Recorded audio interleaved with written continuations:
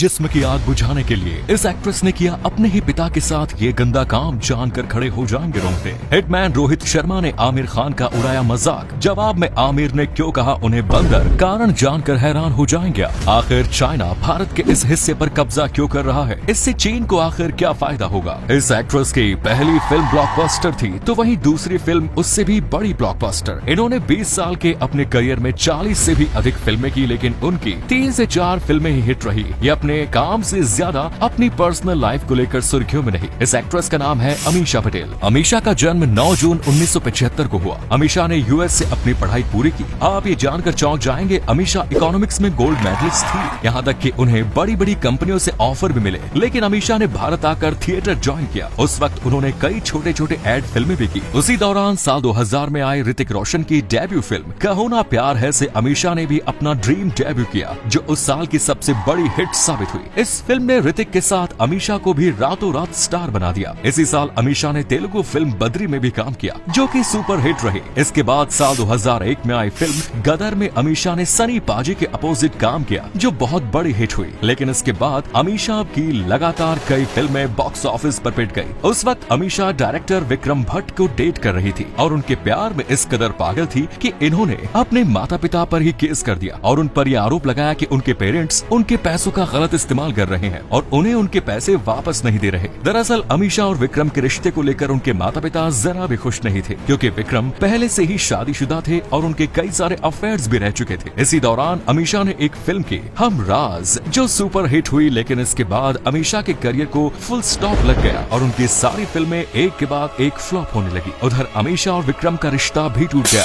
दोनों ने एक दूसरे को 5 साल तक डेट किया और 2008 में दोनों अलग हो गए। इसके बाद अमीषा का नाम लंदन के एक बिजनेसमैन कनाऊ पुरी के साथ जुड़ा। खबरें ये भी थी कि ये दोनों बहुत जल्द शादी करने वाले हैं, लेकिन 2010 में दोनों का ब्रेकअप हो गया। एक बार फिर अमीषा का दिल आ गया उनके बिजनेस पार्टनर कुणाल गोमर पर। वैसे कुणाल शादीशुदा थे, बावजूद इसके इन दोनों ने एक दूसरे को 1 साल तक डेट किया और फिर इनकी भी नैया डूब गई। ऐसा लगता है मानो अमीषा ने ब्रेकअप की लाइन ही लगा दी। वैसे काफी सालों तक फिल्मों से गायब रहने के बाद अमीषा एक बार फिर सुर्खियों में है। हाल ही में अमीषा और सनी पाजी अपनी आने वाली फिल्म गदर 2 को लेकर काफी चर्चा में है, जो 2001 में आई फिल्म गदर का सीक्वल है। अब देखना ये होगा क्या इस फिल्म से फ्लॉप क्वीन अमीषा एक बार फिर बॉलीवुड में कम बैक कर पाएंगी या उनका करियर पूरी तरह से खत्म हो जाएगा। 3 इडियट के आमिर खान, आर माधवन और शर्मन जोशी एक बार फिर साथ दिखे। फैंस का कहना है कि ये 3 इडियट की सीक्वल अनाउंसमेंट थी, लेकिन सच्चाई तो कुछ और ही है। इसमें तीनों एक्टर्स ये कहते नजर आए कि आजकल क्रिकेटर्स कुछ ज्यादा ही एक्टिंग में इंटरेस्ट ले रहे हैं। जब भी टीवी ऑन करो तो एड में एक्टिंग करते दिखते हैं। ये मैं कर लेता हूँ, ये मैं कर लेता हूँ, ये मैं कर लेता हूँ, ये मैं कर लेता हूँ यार। और आगे ये कहा कि हमने सोचा ये लोग एक्टिंग में बिजी हैं, तो क्यों ना क्रिकेट हम खेल लेते हैं। ये बात जब रिपोर्टर्स ने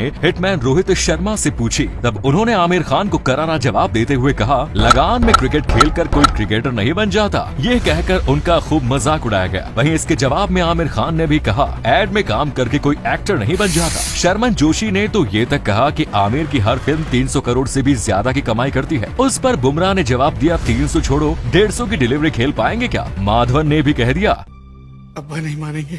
ये लोग हमारे फील्ड में घुसकर काफी उड़ रहे हैं, अब हम इनके फील्ड में घुसेंगे। और आमिर खान ने तो ओपन चैलेंज दे डाला और कहा, जो जीता वही सिकंदर और जो हारा वो बंदर। रोहित शर्मा ने भी चैलेंज एक्सेप्ट किया और कहा, मिलते हैं फील्ड पर। इस पर रिएक्शन देते हुए कुछ लोगों का कहना है ये ड्रीम 11 की प्रमोशनल एड है। वही कुछ लोग तो इसे 3 इडियट की ऑफिशियल सीक्वल अनाउंसमेंट बता रहे हैं। अब देखना दिलचस्प होगा, क्या वाकई में ये 3 इडियट की सीक्वल अनाउंसमेंट थी या बस ड्रीम 11 की प्रमोशनल एड जिसने पब्लिक को बेवकूफ बनाया। भारत का एक छोटा सा भाग है ये, जो इंडिया की नॉर्थ ईस्ट साइड में मौजूद है। 60 किलोमीटर लंबा और 22 किलोमीटर चौड़ा एक एरिया है जिसका नाम है चिकन स्नेक या सिलीगुड़ी कॉरिडोर, जिस पर चाइना अपनी बुरी नजर जमाए बैठा है। लेकिन क्यों? दरअसल इंडिया और चीन कई सालों से लाइन ऑफ एक्चुअल कंट्रोल को लेकर लड़ते आ रही है। ये लाइन अरुणाचल प्रदेश, सिक्किम, उत्तराखंड, हिमाचल प्रदेश और लद्दाख से होकर गुजरती है। हर साल इस क्षेत्र में इंडिया और चीन के बीच झड़प होती है, और वो भी इसलिए कि इंडिया और चाइना का बॉर्डर आखिर कहाँ स्थित है। पिछले साल जब इस एरिया में इन दोनों मुल्कों के बीच तनाव बढ़ा, तब एक्सपर्ट्स ने ये चिंता जताई कि चाइना इस एरिया में एक रोड का निर्माण कर रहा है, जिससे कि वो इस चिकन स्नेक पर कब्जा कर सके। अगर आप गौर करें तो जो भी चीज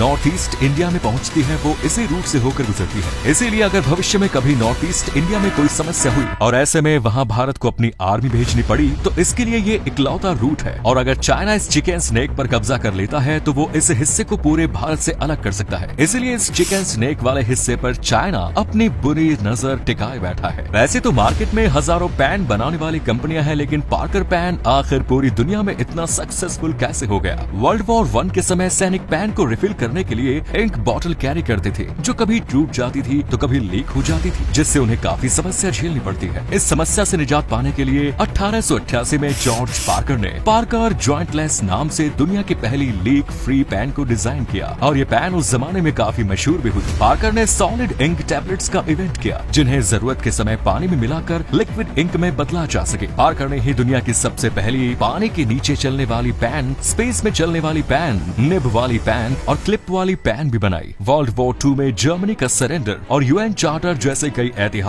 दस्तावेजों को साइन करने के लिए पार्कर का ही पैन इस्तेमाल किया गया। पार्कर के हर पैन की क्लिप का आकार किसी एरो की तरह होता है, जो उनके इनोवेटिव एटीट्यूड को सिंबलाइज करता है, और यही इनोवेटिव एटीट्यूड पार्कर की सक्सेस का राज भी है। क्या आप जानते हैं इजराइल देश की एक कंपनी ने हवा से पानी निकालने की तकनीक को इजाद कर लिया है। इस कंपनी का नाम है वाटर जेट, जिसने एक ऐसा जनरेटर बनाया है जो सोलर एनर्जी का इस्तेमाल कर हवा में मौजूद मॉइस्चर की छोटी बूंदों को पीने लायक साफ पानी में बदल सकता है। खास तौर पर इस मशीन को मिलिट्री पर्पस के लिए बनाया गया, क्योंकि कई बार सैनिकों की ऐसी जगहों पर पोस्टिंग होती है जहां पीने के लिए साफ पानी नहीं होता, लेकिन आज के समय में इसे काफी भारी मात्रा में इस्तेमाल किया जा रहा है। कई डेवलपिंग कंट्रीज में पानी की किल्लत से लड़ने के लिए ये इतना पावरफुल मशीन है कि ये एक दिन में 5 से 6 हजार लीटर पीने योग्य पानी निकाल सकता है। इस जनरेटर में कई प्रकार के फिल्टर्स भी लगे हैं जो हवा में मौजूद धूल के कणों को अलग कर सके, और इससे निकलने वाले पानी में मिनरल्स भी ऐड किए जाते हैं। दुनिया के लिए ये काफी नई तकनीक है। 2006 में इस कंपनी की शुरुआत हुई थी और 2016 के बाद से ही इस कंपनी ने दुनिया भर में लोगों को सुविधाएं उपलब्ध करानी शुरू कर दी।